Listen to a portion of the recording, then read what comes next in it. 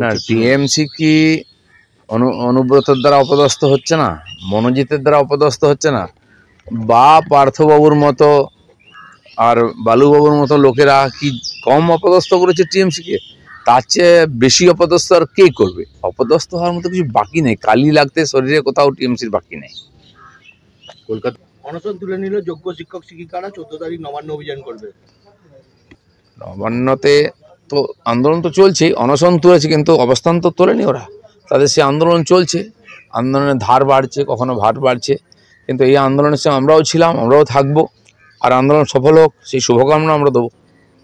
আমরা সবসময় দিলীপ ঘোষকে চমক দেখি, হঠাৎ করে কোনোদিন সকালে শুনবো না তো যে দিলীপ ঘোষ তৃণমূলে জয়েন করেছে। কল্পনা করতে তো পয়সা লাগে না, করো না।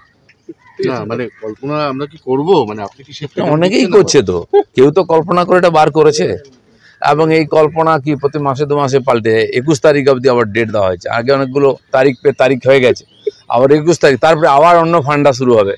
তো কিছু তো মার্কেটে থাকতে হবে, কিছু লোক এই করে মার্কেটে থাকার চেষ্টা করে। দিলীপ ঘোষ তো মার্কেটে আছে দাদা, এখন তার সেই তিক্ততা নেই। আপনি তো জগন্নাথ মন্দির গেছেন, কুণাল অরূপ সবার সাথে আমার সঙ্গে চা খাওয়াটা। না, সেই তিক্ততা নেই, কুণাল অরূপের সঙ্গে আমার আগে থেকে পরিচয় ছিল, এখনো আছে, আগামী দিনেও থাকবে। আমি রাজনীতি করি না করি, ওরা করুক না করুক, কে কোনো পার্টি থাকবে, তার সঙ্গে রাজনীতির সম্পর্ক দিলীপ ঘোষ এরকম ভাবে না। আজকে আমার পার্টিতে, কালকে টিএমসি ছিল, আমার শত্রু ছিল, কাল চলে আমার কাছে বসলো, আমার বন্ধু হয়ে গেল, পরশু আবার চলে গেল, আমার শত্রু হয়ে গেল। দিলীপ ঘোষের বন্ধুত্ব শত্রুতা এত হালকা নয়, যারা এভাবে করে তাদের রাজনীতির ব্যবসা করে, তাদের সমস্যা আছে, ঠিক আছে। দিলীপ ঘোষের এরকম সমস্যা নেই। কিন্তু দাদা, বলা হচ্ছে যে জগন্নাথ দেবকে সাক্ষী রেখে শ্রমিক ভট্টাচার্য বলছেন যে বঙ্গোপসাগরেই তৃণমূলকে বিসর্জন দেব, ওই জগন্নাথ মন্দিরে বিজেপির পক্ষ থেকে আপনি প্রতিনিধিত্ব করেছেন।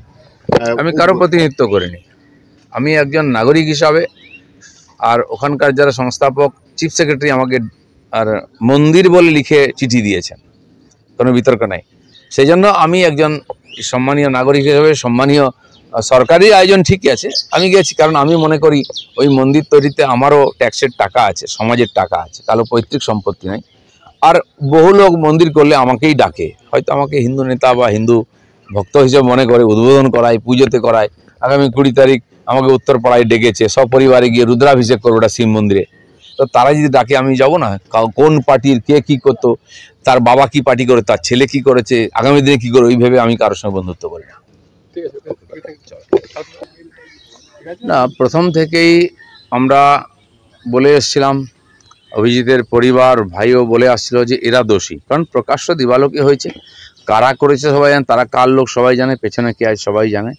কিন্তু সরকারে থাকার জন্য প্রভাব খাটিয়ে পুলিশকে প্রভাবিত করা হচ্ছিল যাতে এই লোকগুলোকে বাঁচানো যায়।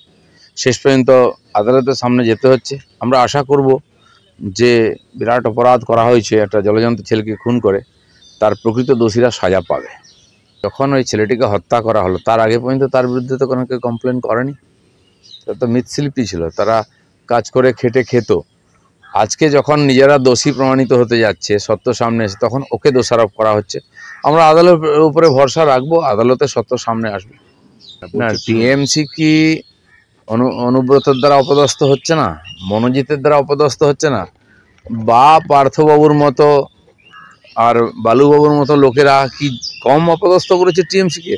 তার চেয়ে বেশি অপদস্থ আর কে করবে? অপদস্থ হওয়ার মতো কিছু বাকি নেই, কালি লাগতে শরীরে কোথাও টিএমসির বাকি নেই। কলকাতা না, কেন ইউনিয়ন নাই, ইউনিয়নের ইলেকশন নাই? ইলেকশন তো হয় না কয়েক বছর, তো ইলেকশন হবে না তো চাবি খোলার প্রশ্ন আসছে কেন? তাহলে ইউনিয়ন রুম রাখা হয়েছে কেন? সেটা কি কেবল ওই কলেজের মেয়েদের নিয়ে এসে ধর্ষণ করার জন্য? তো সেই জন্য ওইটাই হচ্ছে ঘুঘুর বাসা, আর কলেজ ইউনিভার্সিটি চলে ওখান থেকেই, আর নেতারা ওইখানে তাদের যে সাগরেদদের পুষে রেখেছে, তাদের সমস্ত সুবিধা দিয়ে রেখেছেন মৌজ মস্তি করার ওই ইউনিয়ন রুমে। সেটা কোনোদিন বন্ধ হবে না। এটা কে দেখবে বন্ধ হয়েছে কি খোলা আছে? মমতা ব্যানার্জিকে আমরা দেখি কিছু একটা ঘটনা হলে উনি স্টেটমেন্ট দেয়, এটা চলবে না, এটা করতে দেবো না, তারপর আবার চলতে থাকে। তো এর উপরে কেউ ভরসা করে না। দেখুন, ভারত হচ্ছে এমন একটা দেশ যেখানে সমস্ত ধর্মকে আমরা সম্মান দিই, তাই বিশ্বের সমস্ত ধর্ম এখানে এসে টিকে আছে। আর এটা ভারতবর্ষের যে বৈচিত্র্য, প্রাকৃতিক বৈচিত্র্যের সঙ্গে সাংস্কৃতিক বৈচিত্র্য আছে, আমাদের সংবিধানও তাকে স্বীকৃতি দিয়েছে। যেন বিজেপির সংবিধানে কোথাও লেখা নেই বা কোনো ম্যানিফেস্টোতে লেখা নেই যে হিন্দুই কেবল আমাদের সঙ্গে হিন্দু হিন্দু ভাই ভাই। পলিসি হতে পারে, কোনো বিষয়ের ব্যাপারে হতে পারে, সেজন্য বিজেপি সর্বভারতীয় পার্টি, ভারতীয় সংবিধানের উপর সম্পূর্ণ ভরসা রাখে এবং নিজের সংবিধানের উপর ভরসা রেখে পার্টি করে। বিশেষ কোনো ঘটনা হয়ে গেলে সেখানকার মানুষের প্রতিক্রিয়া হতে পারে। আর এটা ঠিক যে আজকে পশ্চিমবাংলার মুসলিম সমাজকে টিএমসি রাজনৈতিকভাবে এত ব্যবহার করছে, ফলে তাদের সমস্ত দোষকে মার্জনা করা হচ্ছে। তারা নিঃশব্দে নির্ভয়তে আর সমস্ত অপরাধ করছে, পুলিশের হিম্মত নেই এফআইআর নেওয়া, সেজন্য এই ঘটনা বাড়ছে। এমনকি যে কসবা কলেজে যে মূল দোষী সেও একটি মুসলিম ছেলে, সেই ধর্ষণ করেছে, প্রথম এফআইআর এটা এসছে, মনোজিতের নাম এসে কিন্তু সে তার চেলা।